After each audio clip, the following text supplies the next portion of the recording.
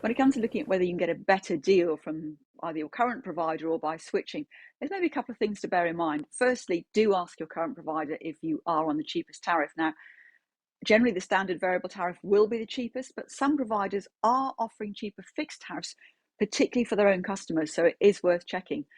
Do look at some price comparison sites because there may be other energy companies that are offering better deals. But a couple of tips. First of all, look and see what the exit penalties are, because you don't want to be locked into a deal that looks competitive now and maybe prices fall in 6 or 9 months. And secondly, look at the service record of the company.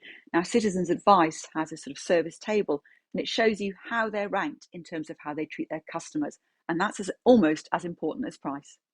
There are a range of things that people can do in terms of reducing their bills. Actually, the number one thing you can do is to see if you're entitled to any benefits. Particularly applies to pensioners. We know that to get the winter fuel payment now, you have to get pension credit.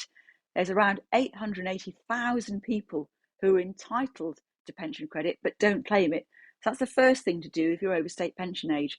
If you're working age, there may be benefits that you're also entitled to. And there are free to use calculators such as from Turn to Us, which you can try online.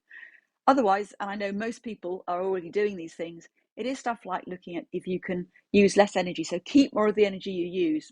Look at where you maybe get drafts. Is there insulation that you can add? But also just making sure that you're not using energy that you don't need. So turning off appliances from standby overnight, things like that. Every little does help when it comes to saving energy.